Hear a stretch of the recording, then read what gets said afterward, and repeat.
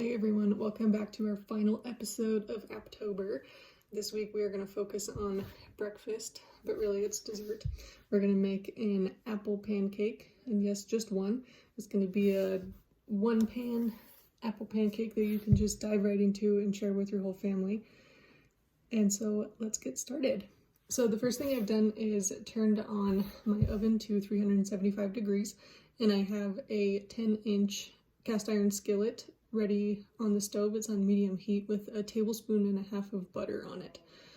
So if you don't have a cast iron skillet, that's fine. You can use any skillet as long as it is oven proof, up to 375. All right, my hands are washed and I'm ready to go. So what we're gonna do first is peel your apples. And I know I've been saying for the last 2 weeks to not peel your apples, but this is dessert, so all of the rules go out the window. So we have our 2 large Granny Smith apples peeled here. And you want to use a tart apple for this because the pancake itself is going to be sweet, and typically you add sweet toppings to your pancakes, so you want that little bit of tartness to kind of smooth out all of the sweetness. So we're going to cut out the core just like we usually do, and we're going to cut these into little wedges, and we're actually going to caramelize these apples in this butter that is in our skillet. So this is the first thing that we're going to get cooking. This is a little bit different because we're going to finish this apple off in the oven, which traditionally, this is a pretty German-inspired recipe. So traditionally you would flip this whole pancake in the pan, but I am not a pancake flipper. So I'm going to finish it off in the oven, and it makes it a little bit easier, gives you a little bit more time to get all your toppings ready and all of that. So I am slicing all of these apples into about 1/2 inch thickness. You want a little bit of substance to your apples so they don't disintegrate in the pan. Alright, so my apples are done, and I'm going to take you over to the stove so you can watch this butter magic happening. Alright, so my butter has foamed up, and now if you kind of squish it around, you can see it's kind of brown. So that's exactly what we're looking for. So I'm going to throw the apples in here and let them caramelize a bit.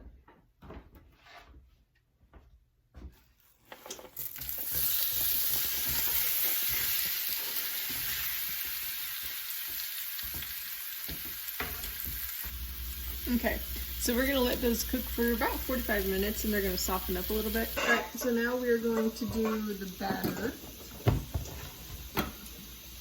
And that starts out with 5 eggs. These eggs came from a farm that is just right down the street from my parents' house. It's just their neighbors, so they get them from them. So it's about as local as you can get without raising chickens yourself. So we have 5 eggs, and then we're going to do a 1/2 cup of sugar, and I'm going to use white sugar.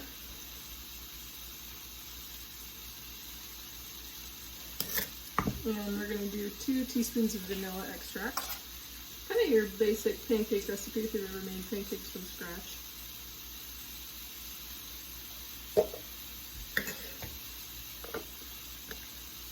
And we're going to whisk those 3 things together before we add anything else.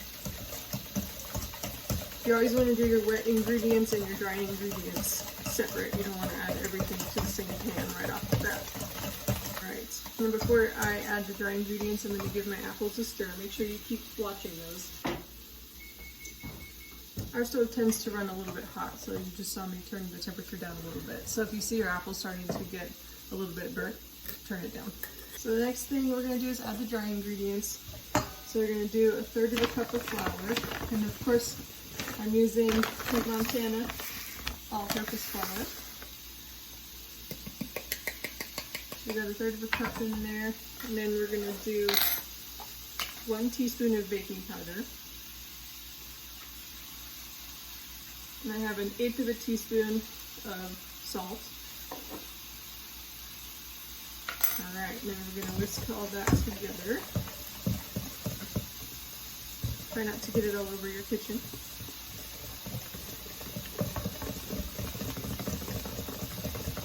We kind of want to do this quickly because we don't want to over-mix it, but we want to get all those lumps out.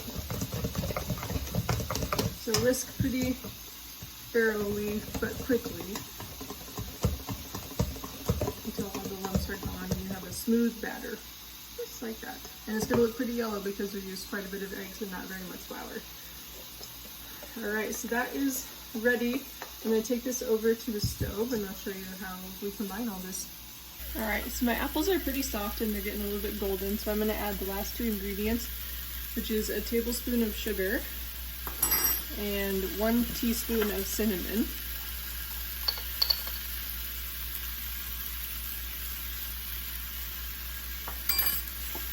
And I'll stir that around and cook it for another couple of minutes. Alright, so now I'm going to turn the temperature down to low in preparation for adding our batter in there. You don't want that pan to be too hot when you add that batter because it'll cook too quickly and then it'll be crunchy on the outside and it won't be cooked in the middle. So we're going to turn that down to low and we're going to spread all these out into an even layer, as even as you can get anyways. Okay, now we're going to pour our batter on top and we're going to cook it for about 8 minutes so the bottom of it gets really brown.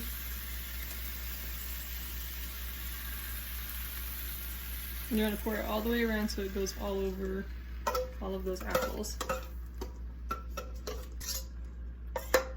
Okay, now we're just going to leave it.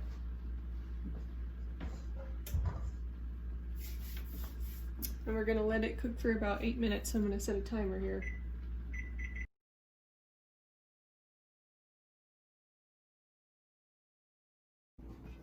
Okay, so it's out of the oven and you can tell it's done because the top got kind of puffy and golden brown, just like that.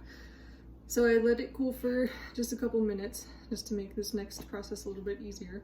And then I ran my knife around the edge to make sure that the edges weren't stuck to the pan.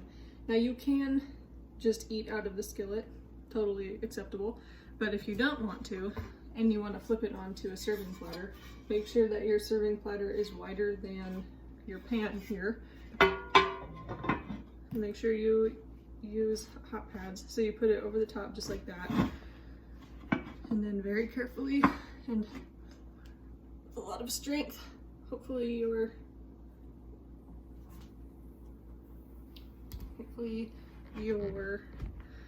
pancake will come right out. Okay, let's see what happens.